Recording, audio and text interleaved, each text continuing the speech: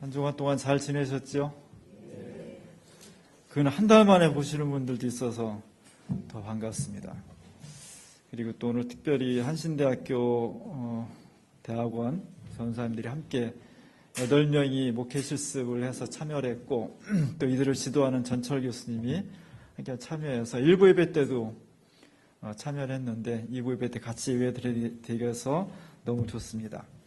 물론 좀 지루하겠지만 똑같은 거라서 어쩌겠어요. 그냥 해야지. 오늘 예수님께서 바리새파 사람들과 함께 대화를 나눕니다. 나는 세상의 빛이다. 우리 공간에도 빛이 없으면 어두운 것처럼 세상에 빛이 없으면 굉장히 어둡겠죠. 이스라엘에는 초막절이라는 절기가 있는데 그때마다 예루살렘 성전 안에다가 큰 횃불 같은 것들을 달아서 예루살렘 시내를 좀 비추는 그런 역할을 합니다. 그런 배경을 가지고 예수님께서 오늘 마침 기회를 잡아서 저 빛이 세상을 비추듯이 나는 온 세상의 빛이다 이렇게 선언을 하신 겁니다. 세상에 빛이 없다면 참 살기 어렵겠죠. 그래서 빛이신 예수님한테 모든 사람들이 올 때 그 인생과 세계가 빛 속에 살아갈 수 있는 것이고 빛이신 예수님에게 오지 않는다면 그 사람은 어둠 속에 사는 인생일 수밖에 없다는 것을 주님이 강조했습니다. 빛이 없이 산다는 것은 대단히 두려운 일입니다. 제가 1989년도에 목사 임직을 받고 군목이 되려고 들어갔습니다. 그래서 영천에 있는 육군 제3사관 학교에서 훈련을 받았습니다. 12주 동안 훈련을 받고 중위 계급장을 달았는데 얼마 전에 보니까 진짜 사나이에서 여러 부대를 동행하는데 그 중에 하나가 화산 유격장에서 훈련받는 장면을 보았습니다. 제가 저 유격장에서 유격을 받았거든요. 저 유격장이 영천에서 한참 가면 화산이라는 우리나라 금수강산, 화려강산일 때 화자, 빛날 화자, 너무 아름다운 산이라고 해서 화산이라고 합니다. 저 화산의 800m 넘는 고지에 우리나라 최대의 최고의 악명 높은 유격장이 건설이 되어 있습니다. 그래서 물에도 빠지고 암벽도 타고 저 다 했습니다. 그거. 근데 진짜 힘든 거는 저희 가서 유격 훈련을 받는 것이 아니라 우리 내무반에서 저 유격장까지 가는 길이 제일 힘들었어요. 얼마나 멀은지 저희가 10시간이 걸렸습니다. 10시간을 걸어가는데 4시간은 도로를 따라 걷는 거고 6시간은 산 아래에서 산 정상까지 저 유격자까지 있는 800m를 6시간 동안 걸어가요. 근데 군인들이 심보가 나빠가지고 아침 먹고 떠나면 저녁에 도착하잖아요. 근데 저녁 먹고 떠나서 새벽에 도착하게 일정을 짜놨어요. 그래서 그날 저녁을 먹고 그날따라 또 비가 와가지고 판초이를 입고 군장을 메고 총을 메고 우리는 어디로 가는지 얼마를 가야 되는지 알지도 못해. 저 길을 걸어가는데 우리를 인도한 구대장, 현직 중위 구대장이 경험이 좀 없는 사람이어서 그랬는지 후레쉬를 사실은 다 하나씩 줘야 되거든. 근데 한 10명에 한 명씩만 줬습니다. 그래서 우리는 잘 모르니까 이래도 되나 보다 하고 갔는데 4시간은 잘 갔죠. 그 다음부터 산길을 올라가는데 깜깜한 거예요. 아무도 알 수가 없어요. 한 70명이 지금 이동을 하는데 얼마를 가야 되는지 어떻게 가야 되는지 알지 못하고 한 사람 구대장의 인도에 따라서 6시간 동안 800m를 올라가는 거예요. 비 오는 날. 우리 저게 얼마나 힘들었는지 워카에 다 진흙 달라붙고 새벽 4시에 딱 도착해서 워카도 못 벗고 다 그냥 잠들어 버렸어요. 너무 힘들어가지고. 중간중간에 구대장이 저희한테 거짓말을 많이 했습니다. 다 왔다는 거예요. 5분만 가면 된다는 거예요. 그렇게 한 20번 정도 속은 다음에 도착을 했습니다. 근데 저기에 가는데 제 친구, 친한 친구, 저 취임식 때 축가 불러줬던 친구, 서 목사님 기억하죠? 그 친구 목사하고 저랑 둘이 같이 군목을 했어요. 야, 너랑 나랑 헤어지지 말자. 낙오되면 큰일 나니까. 그래서 서로 잘 갔습니다. 근데 너무 힘드니까 남에게 이렇게 신경 쓸 겨를이 없는 거예요. 오직 그냥 바라보고 가는 거예요. 어디까지 가는지 모를 정도로. 그리고 둘러보니까 어느 순간 보니까 이 친구 없는 거예요. 그래서 저는 그 친구를 찾기 위해서 얘가 앞으로 갔나 보다. 앞에 갔고 이 친구는 내가 없어니까 뒤로 갔나 보다. 뒤로 가가지고 나중에 막 찾으러 다니다가 둘만 낙오가 돼버렸어요. 본즈는 저 앞에 가버리고 근데 둘 다 후레쉬가 없는 거예요. 저는 그때 산이 무섭다. 산에서 왜 조난당하나? 산이 왜 무서울까? 어두운 거대한 어둠이 내 가슴 속으로 팍 들어온 것 같은 그런 두려움과 공포를 느꼈습니다.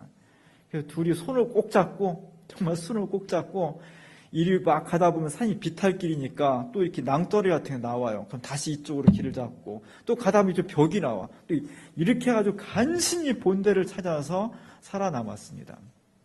거기에 빛이 있었다면 물론 무서웠겠지만 그 정도는 아니었겠죠. 우리가 인생을 살고 역사를 걸어간다는 것, 물론 그 속에 수많은 불안과 공포가 있습니다. 그러나 그 가운데 빛이 있다면 그 정도로 무서운 공포는 아니었을 거예요. 빛이 하나도 없을 때는 우리가 무엇을 당할지 모르기 때문에 상상할 수 없는 공포와 두려움이 우리를 엄습하는 겁니다. 그만큼 삶은 위축될 것이고 역사는 방향을 잃을 가능성이 높아지는 겁니다. 이러한 세상 가운데 오늘 주님께서 내가 세상의 빛이다라고 선언하신 거예요. 이 빛을 받아들이시기 바랍니다. 정말 예수님이 나의 생명의 빛이 되시고 인생과 역사의 빛이 되신다는 것을 받아들이는 곳에 구원의 가능성이 생기는 겁니다. 밤바다 보셨습니까? 저는 그 뒤에 해군 해병으로 군목을 했는데 정말 백령도나 이쪽에 밤바다를 보면 진짜 까매요. 아무것도 안 보여. 근데 거기서 길을 잃었다 할지라도 저 어딘가에 등대가 있으면 빛이 있으면 두려움이 사라집니다. 빛의 양만큼, 빛의 밝기만큼 우리의 공포와 불안과 걱정은 물러갈 수밖에 없는 겁니다. 오늘 예수님께서 내가 세상의 빛이라고 하셨습니다. 그 빛인 예수님을 내 인생에 전폭적으로 받아들이는 사람 속에 광명의 삶이 있는 거예요. 그 빛인 예수님을 우리 역사 속에 전폭적으로 수용할 때 우리 역사에 구원과 희망과 새로운 생명이 깃드는 겁니다. 우리가 하는 것은 바로 그 빛이신 예수를 영접하며 이 세상에 증거하는 것이 그리스도를 믿는 신앙인들의 가장 아름답고 숭고한 사명이 되는 겁니다. 내가 세상의 빛이라고 했을 때 예나 지금이나 이 예수님의 말씀을 비난하고 별로 달가워하지 않는 사람들이 있는 겁니다. 오늘 본문에서는 바리새파 사람들이 그랬습니다. 네가 빛이라는 것 증거를 대라는 거죠. 내가 세상의 빛이라는 것을 네 스스로 말했는데 그 증거가 무엇이냐는 겁니다. 안타까운 현실입니다. 예수님이 메시아라는 것, 예수님이 내 인생의 구원자고 세상을 구원하실 분이라는 것은 비물질적인 거예요. 그것은 영적인 분야입니다. 근데 바리새인들이 요구하는 것은 그것을 물질적인 증거를 대라는 거예요. 마치 실험실에서 화학물질을 대듯이 사건의 단서를 대듯이 내가 메시아라는 증거를 나한테 내가 볼 수 있고 손으로 만질 수 있고 내놓으라는 겁니다. 이게 안타까운 겁니다. 오늘날 수많은 사람들이 이 바리새파 사람들과 같은 입장을 가지고 있습니다. 지난 2000년 동안 인류 역사의 가장 뜨거운 논점은 예수는 누구냐는 거예요. 예수는 정말 메시아인가? 예수가 정말 이 세상을 구원할 사람인가? 그런 의문을 품게 된 겁니다. 왜냐하면 예수님은 그 힘과 권세를 가지고 떵떵거리며 잘 사신 분이 아니라 십자가에 달려서 처참하게 죽었기 때문입니다. 지거 쾌도라는 신부가 예수님 십자가 처형을 그렸어요. 온몸에 피투성이. 얼마나 힘들었을까? 얼마나 고통스러웠을까? 수많은 사람들이 야 내가 세상을 구원한다는데 너 한번 구원해봐. 너 십자가 매달 너 스스로 너부터 구원해야지. 그래야 세상을 구원한다는 네 말이 설득력이 있는 거 아니냐고 조롱하는 겁니다. 근데 예수님은 십자가에서 내려오지 않았습니다. 정말 평범하게 살고 싶은 십자가의 최후의 유혹까지도 거절하면서 그는 십자가에 매달 죽었습니다. 저렇게 십자가에 처참하게 죽은 예수라는 분이 나를 구원할 수 있을까?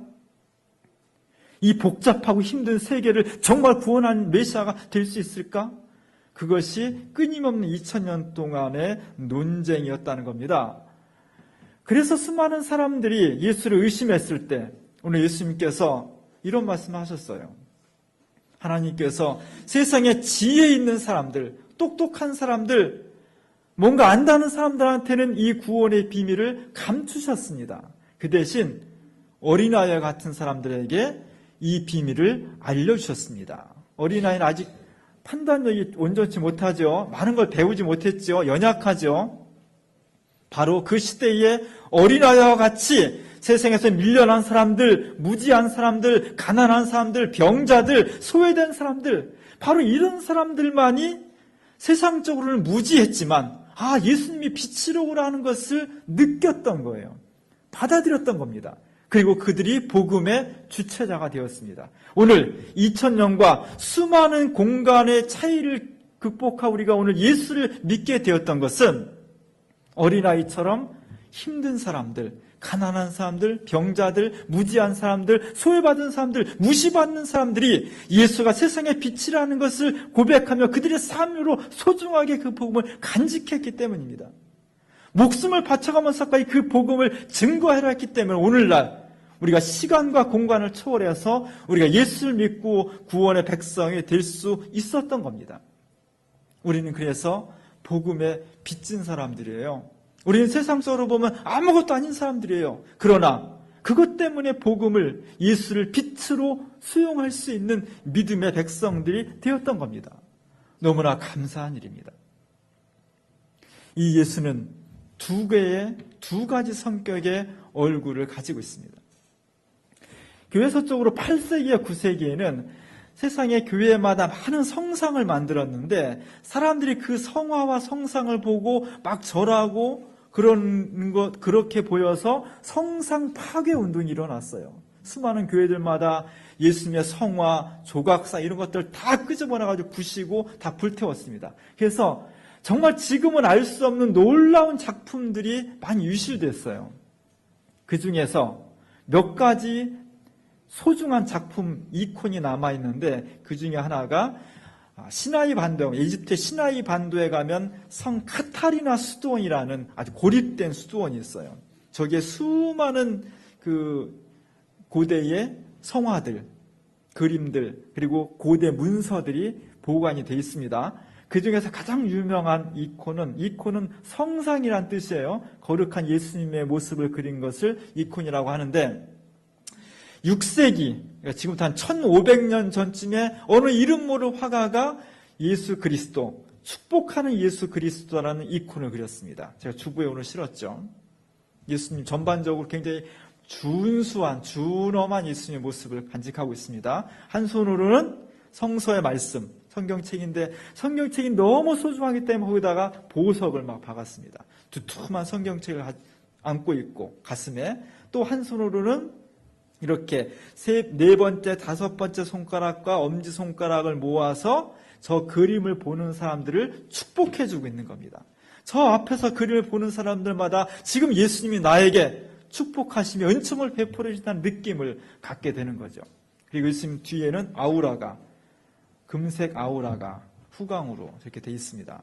제가 예수님 얼굴을 좀 자세히 보면 예수님 얼굴이 잘생겼어요. 멋있죠? 근데 저 예수님 얼굴을 둘로 딱 나눠서 왼쪽 얼굴을 보면 예수님이 굉장히 따뜻해요. 모든 사람을 다 영접할 수 있는, 어떤 죄인도 어떤 사람도 다 품에 안을 수 있는 넉넉한 품성과 따뜻한 위로를 가지고 있는 그런 예수님으로 느껴집니다. 반면에 똑같은 얼굴인데 예수님 오른쪽 얼굴을 보면 느낌이 달라요. 싸늘하죠? 예수님이 굉장히 싸늘하게 느껴져요. 눈썹이 딱 꺾였어요, 이렇게. 저쪽 눈썹 안 가도 이쪽 눈썹이 이렇게 아치로 딱 꺾여서 각이 져 있습니다. 눈동자도 굉장히 좀 매서워요. 예수님이 이쪽 볼보다는 이쪽 볼의 화가가 그늘을 더 깊게 줌으로써 광대뼈가 더 좀 튀어나오게 생겨요. 광대뼈 나온 사람이 싸나온 건 아니에요. 근데 느낌은 좀 그래요. 그래서 예수님 얼굴이 좀 광대뼈가 좀 튀어나오게 해서 조금 더 무섭게 느껴지고 있고, 입꼬리를 이렇게 올려가지고 저 입에서 야, 참 잘 왔다, 너 내가 사랑해 이런 말보다는 너 왜 못했어? 너 이런 죄를 졌지? 이런 음성이 딱 튀어나올 심판의 음성이 나올 것 같은 느낌을 갖게 되는 겁니다. 1500년 전에 어떤 화가가 예수님 어떤 분인가? 그걸 고민하면서 그릴 때 예수님의 한 얼굴 속에 모든 사람을 수용하는 사랑과 은총과 구원의 하나님 모습과 더불어서 우리의 잘못과 우리의 죄를 사정없이 심판하시고 규정하시는 정의로운 하나님, 사랑과 정의, 구원과 심판의 두 얼굴을 그리스도의 이콘 속에 그려 넣었다는 겁니다. 이게 굉장히 소중한 겁니다. 또 하나, 오랫동안 사람들 사이에서 예수님은 어떤 분인가 그랬을 때 사랑의 예수님, 정의의 예수님, 구원의 예수님, 심판의 이렇게 큰 줄기가 있는데, 또 하나는 예수님은 사람일까 신일까? 이것이 2000년 동안의 논쟁이에요. 예수, 그리스도 이런 이름 속에는 예수는 사람을 강조하는 거고 그리스도는 신을 강조하는 거예요. 우리가 믿는 예수 그리스도는 온전하신 인간이면서 온전하신 하나님, 이것이 우리가 믿는 신앙 고백입니다. 근데 2000년 동안 거의 1800년, 1900년 동안 수많은 그리스도인들은 아무래도 우리가 똑같은 예수님보다는 뭔가 다른 신의 모습을 보고 싶어 했기 때문에 예수님의 신성을 더 강조했어요. 우주의 원리이시며 우주 전체를 운영해 가시는 거룩하신 하나님, 그 하나님으로서의 예수 그리스도를 더 강조해 왔어요. 그러다 보니까 뭔가 좀 슬플 때는 울고 기쁠 때는 같이 손잡고 웃고 나랑 친근하게 위로해주고 이런 따뜻한 개인적이고 따뜻한 인간으로서의 예수님의 모습은 약화된 거예요. 근데 한 200-300년 전부터 유럽에서 예수님의 실제 삶이 어땠을까 이러한 연구가 막 활발하게 일어났습니다. 그러면서 예수님이 어렸을 때 이렇게 지냈을 것 같고 갈릴리에서 고기를 잡았다는 것은 이런 얘기일 거고 예수님 청년 때 목공소에서 의자는 이렇게 만들었어, 이런 구체적이고 실제적인 예수님의 삶, 신학자는 이것을 역사적 예수라고 그래요. 갈릴리 예수, 역사적 예수의 모습을 상당 부분 복원하게 됐어요. 그러면서 역사의 추가 변증법처럼 이쪽으로 왔다가 정반대쪽으로 가는 것처럼 한편에서는 1800년 동안 계속 신적인 예수만 강조했다가 최근에 와서는 인간 예수를 무척 강조하게 되는 그런 분위기를 갖게 되는 겁니다.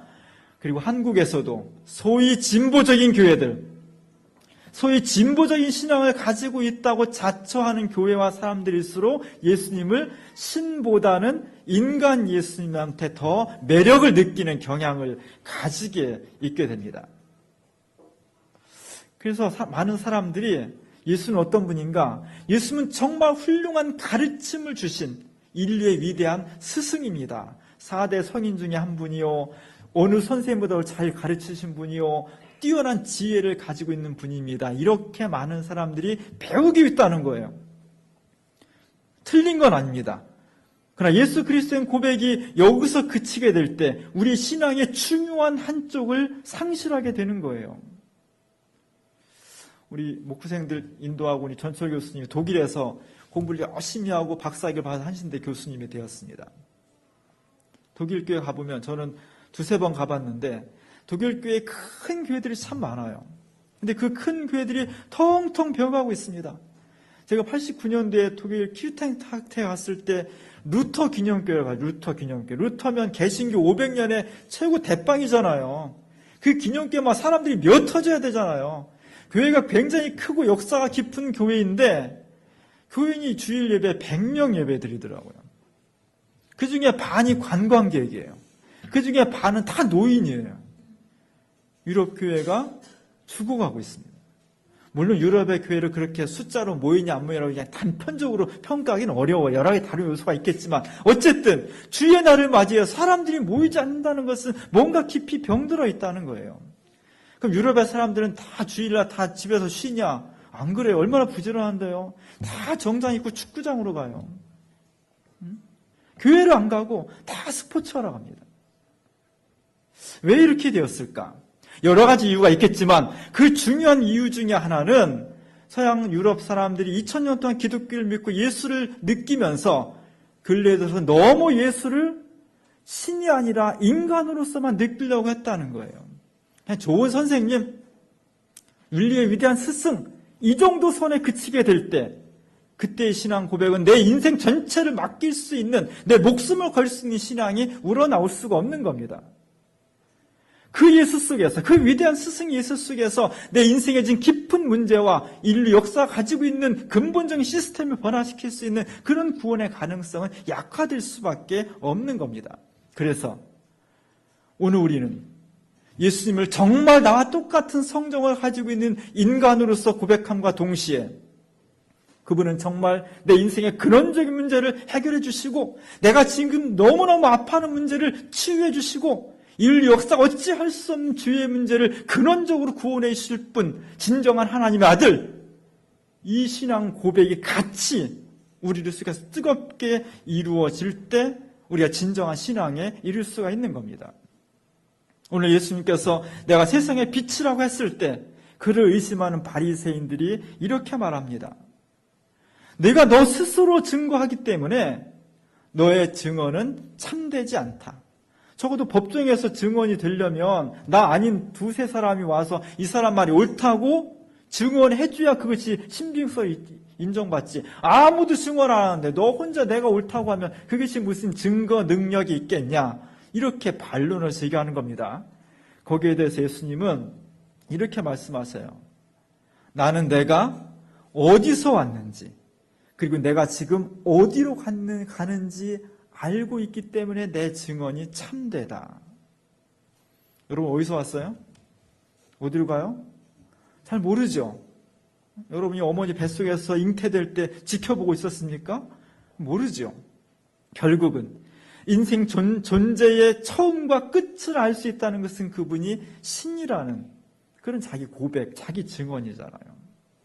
우리의 삶 속에 있어서 내가 어디서 왔는지 어디로 가는지를 명확히 알고 사는 삶이 중요해. 기독교 진리는 그것을 알려주는 겁니다. 요새 많은 사람들이 인생이 뭐 별거 있나? 그냥 내가 세상에 던져졌으니까 나는 던져진 존재야. 내 속에 내 생명과 인생 속에 분명한 목적과 의미가 있는 것이 아니라 나는 우연히 그냥 우리 엄마 아빠가 만나서 좋아해가지고 내가 생겨났어. 인간 생명 별거 아니야. 단백질 덩어리가 이렇게 돼서 이렇게 된 거야. 이렇게 우연한 존재라고 하는 이상 그 속에 진정한 인생과 역사의 의미와 목적을 담아낼 수는 없는 겁니다. 오늘날 우리 세상이 정말로 과학기술이 발전했고 제가 롯데 월든같이 두 번째 짓는 거 지나갈 때마다 진짜 인간이 위대하다. 저 높이에서 지금 크레인을 올려서 쌓고 있어요. 저걸 어떻게 쌓지? 가만히 생각해보면 정말 놀라운 거고 인간은 위대한 거예요. 정말 위대한데 그 인간이 왜 생겨났고 어디서 생겨났고 지금 인간의 역사와 방향이 오메가 포인트가 어디인지를 모르고 가는 것 속에는 엄청난 차이가 있는 거예요. 인간은 위대한 과학기술 문명을 세웠지만 그 속에 진정한 역사의 의미를 간직하지 못할 때 그것은 불행한 결과로 끝맺을 수밖에 없다는 것이 예견입니다. 의미를 알아야 돼. 내가 왜 사는지, 왜 태어났는지, 내가 지금 무엇을 해가고 있는지 이 인생의 목적과 의미를 정확히 알지 못하고 살아가는 시대와 사람 속에 깃드는 죄악은 허무주의예요. 오늘날 우리 사회에 자살률이 많습니까? 왜 수많은 사람이 살긴 살아가는데 죽지 못해 삽니까? 노인 양반들 물어보면 왜 어떻게 잘 삽니까? 죽지 못해서 합니다. 왜 그렇게 살아요? 왜 우리에게 주어진 인생을 왜 죽지 못해 살아? 계획을 세우고 정말 뜻있게 살아도 시간과 능력이 모자란 상황에서 왜 죽지 못해 삽니까? 우리 시대가 우리 역사가 지금 흘러가는 모양이 그렇다는 거예요. 억지로 사는 게 아니냐. 던져졌으니까 주어졌으니까 마지못해 이런 속에는 새로운 역사를 꿈꿀 수가 없는 겁니다. 왜 그렇게 됐냐? 가장 중요한 이유는 우리가 어디서 왔는지 지금 왜 사는지 어디로 가고 있는지를 모르기 때문이에요. 왜 모르냐?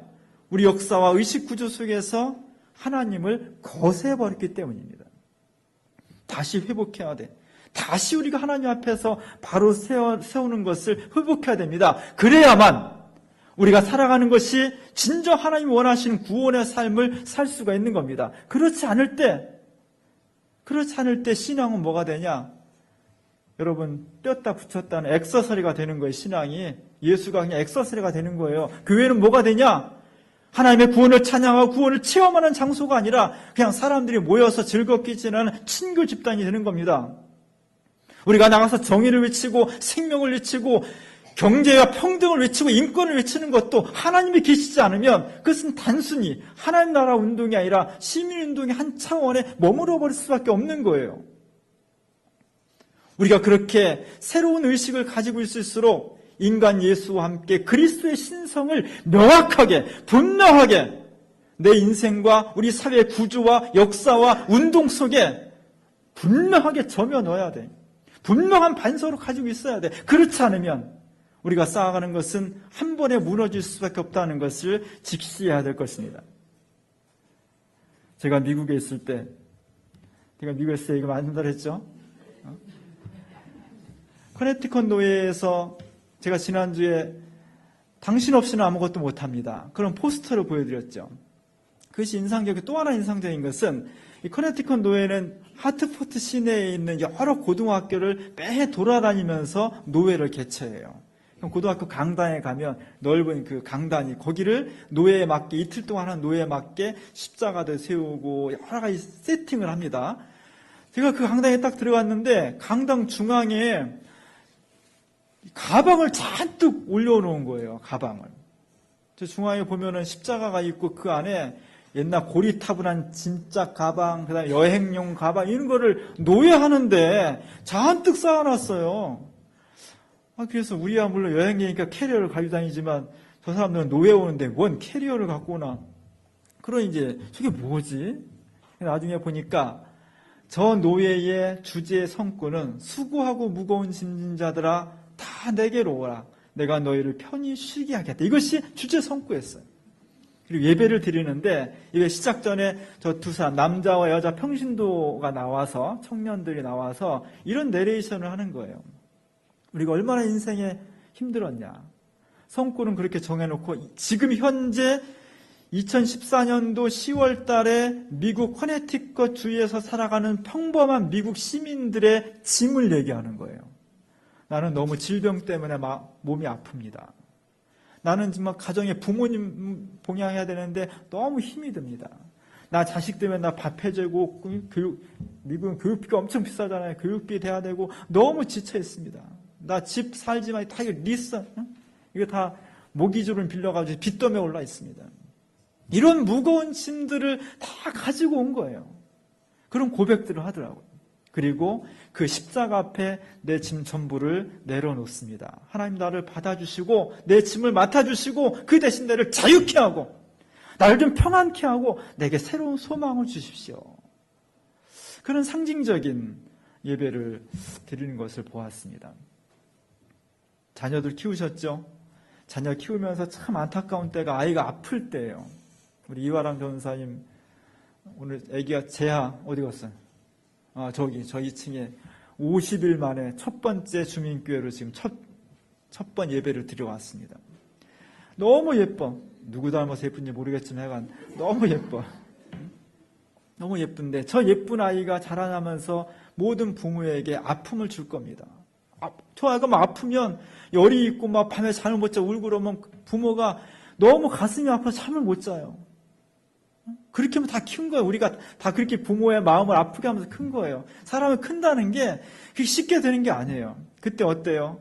모든 부모는 저 아이의 질병을 내가 대신 줄 수 있다면, 그래서 저 아이의 아픔을 없애주고 내가 아플 수 있다면, 자식이 잘못해서 감옥 가면 대신 내가 갈 수 있다면 다 내가 대신 지겠다는 게 부모의 심정이에요.